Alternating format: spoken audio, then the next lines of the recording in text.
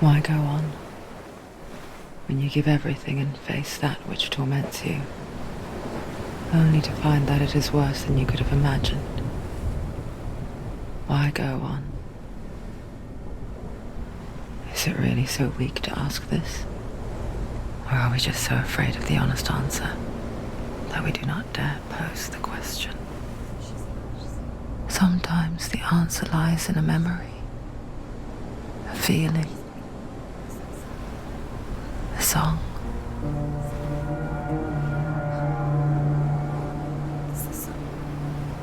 It's not real. It's a trick. It's not real.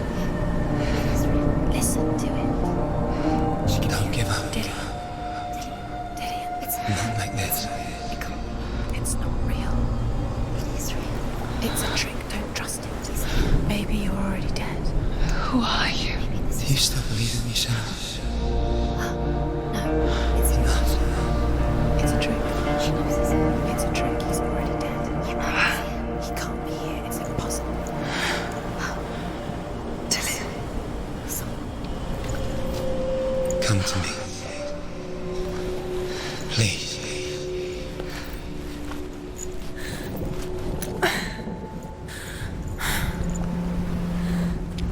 The light.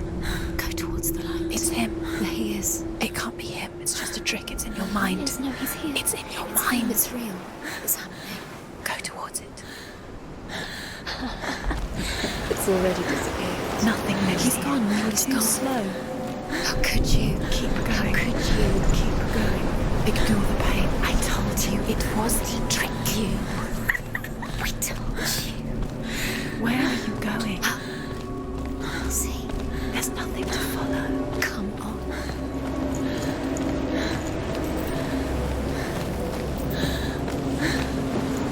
There it is. You're imagining this. It's Dillion. Go towards him. Quick, go, run. Come on. Before he disappears. Go, go, go. Ow.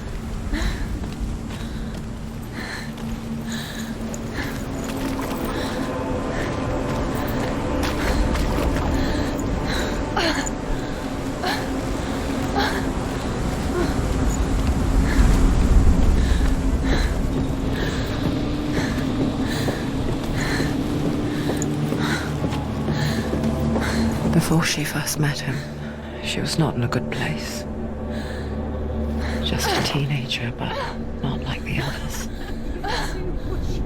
Barely functioning, she rarely left the house. Her father Zinbal made sure of that. Only occasionally did she venture out on her own, collecting firewood and herbs. Errands out in the Orkney Plains. That was her world. Like this one. Barren and lonely.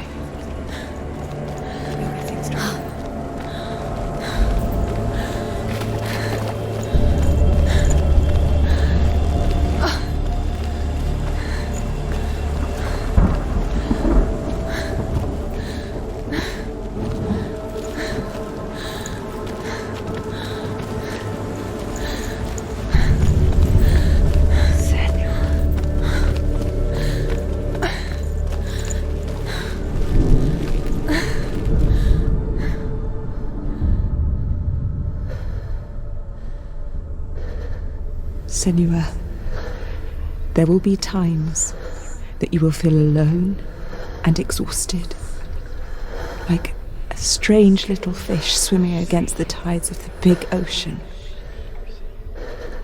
But have the faith to let go and let the tide carry you away. Because the whole ocean is your home, and it does not ask you to swim against it.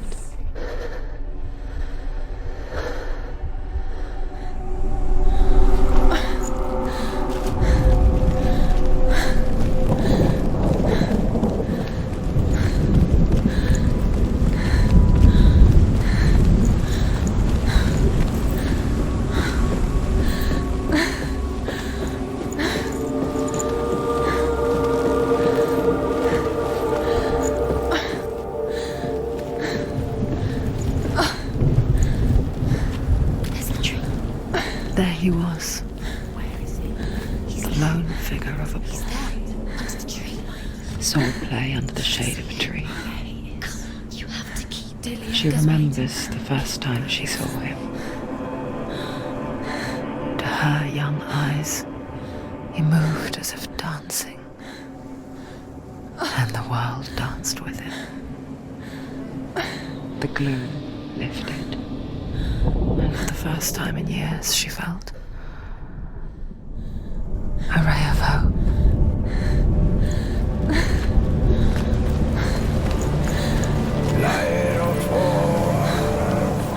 There's a tree. Where is he? He's there. Where is he? He's there. Under the tree. You can see him. There he is. Come on, you have to keep Dillion, going. wait. Keep going.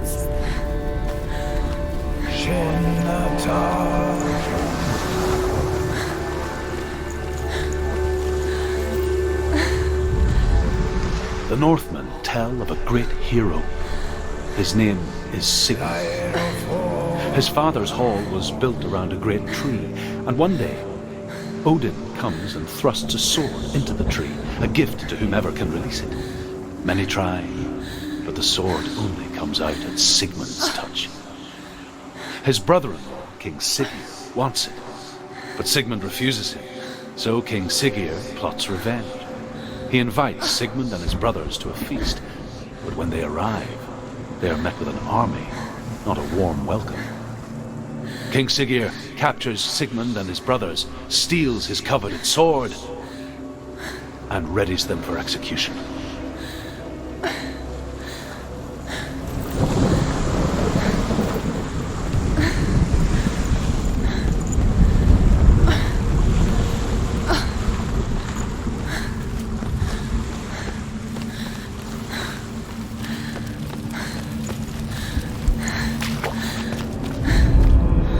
Death for Sigmund and his brothers seems certain. But the king's wife is Sigmund's sister, and she begs for mercy and implores the king to chain them up instead. He agrees. Not for mercy, though, but because he plans an even more cruel and lingering death. Chained to a tree in the forest that night, a she-wolf comes and devours one of Sigmund's brothers. She returns, ravenous, night after night, until only Sigmund is left. The next day, Sigmund's sister sends a serpent with honey to smear on Sigmund's face. But to what end? Well, that night, when the she-wolf appears again, you'll never guess what happens.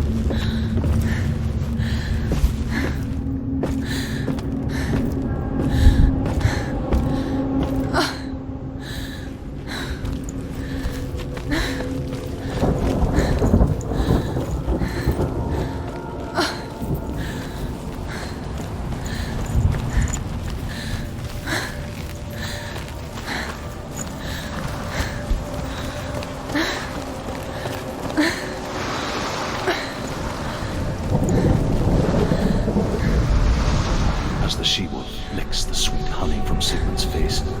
He bites the wolf's tongue. The she-wolf pulls away, but Sigmund holds on, the chains break, and he is free. After his escape, Sigmund lives like us, hidden in the forest. His enemy, King Siggeir, believing him dead, as his sister plots revenge. And for vengeance to succeed, even the great Sigmund needs help. So she sends her sons to him. But their blood is weak and corrupted, and they're put to death by Sigmund. So his sister hatches a new plan, one that is cold of heart and pure of blood.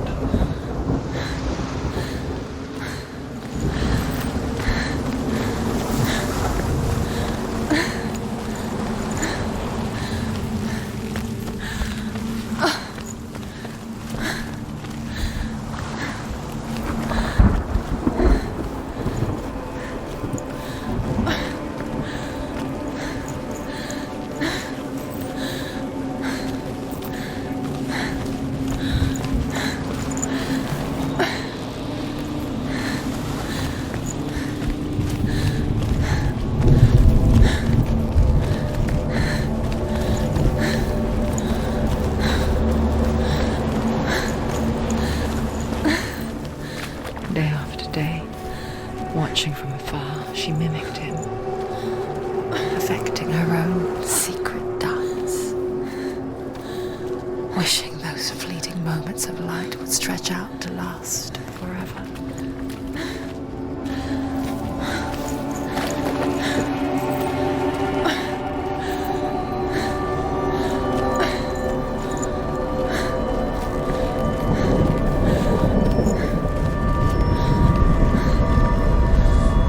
Sigmund's sister trades shapes with a sorceress, and in disguise, she lies with her own brother. She gives birth to a son named Sinfjötli. After a time, she sends him to the forest to Sigmund. He tests the boy and finds him strong and fearless, and so they go to take their vengeance on King Siggeir. But luck is not on their side. They're captured, and Siggeir has them buried alive.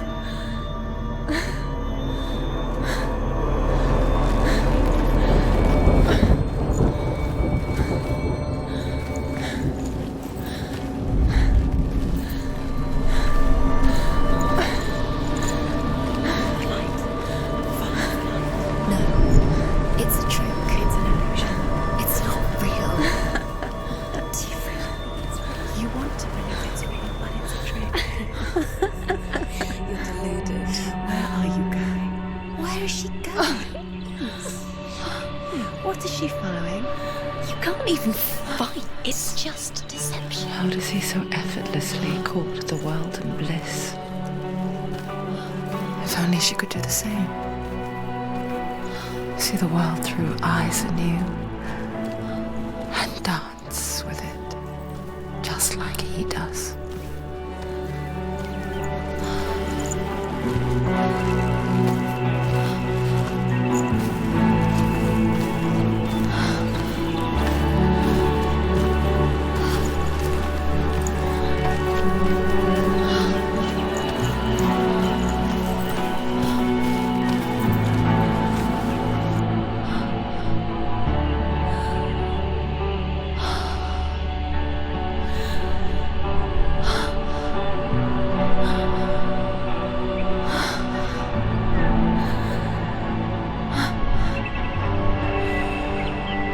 What's your name? Senua. I haven't seen you before. I don't leave home much. Oh, Zeno's daughter. I have to go. Wait. Who taught you to fight like that? No one. Well, no one. Well, I watched you, and You learnt all of that from watching me? You should become a warrior, you know. me? I'm Dillion. I'm here for the warrior trials. Just come and watch. And bring your sword. You can't put it into words. That moment, When you look into the eyes of the one who is supposed to reassure you, make you feel safe. It only takes an instant. Fear swallows you before you have a chance to make sense of it. And darkness becomes a part of who you are.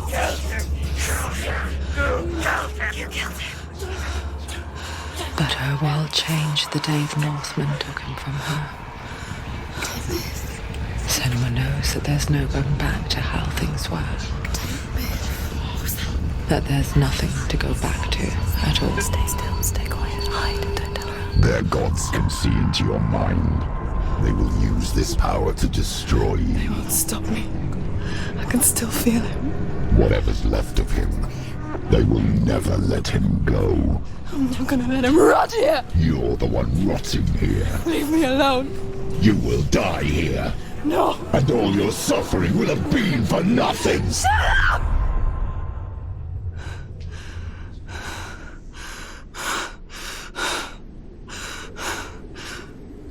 up! Dillion?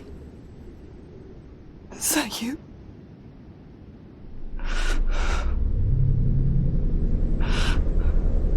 I'll find you, my love. I promise.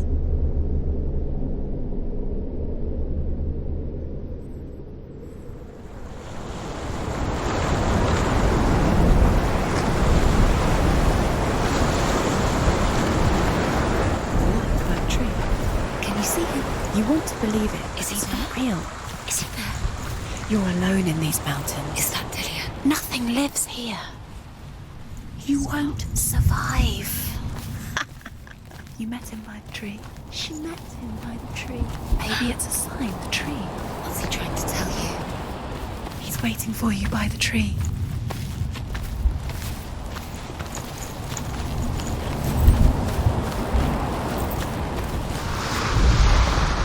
As Sigmund and Sinfjotli are being buried alive, Sigmund's sister throws an armful of straw into the grave mound. Hidden in the straw is Sigmund's sword, the gift of Odin. They cut their way out of the grave mound and set fire to Siggeir's hall. The king burns to death. Sigmund calls to his sister to come out so that she may live and be honored. She does come out, but only to tell him the truth. That she had slept with him, her brother, to beget a strong avenger. I am not fit to live, she says, and walks back into the fire. Strike vengeance from your heart, Senua, as there is always a heavy price to pay.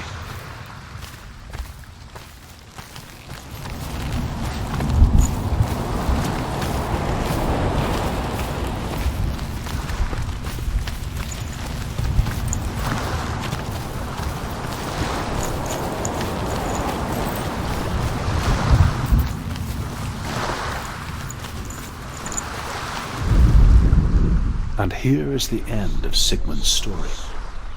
He was a fierce and great warrior who fought many battles.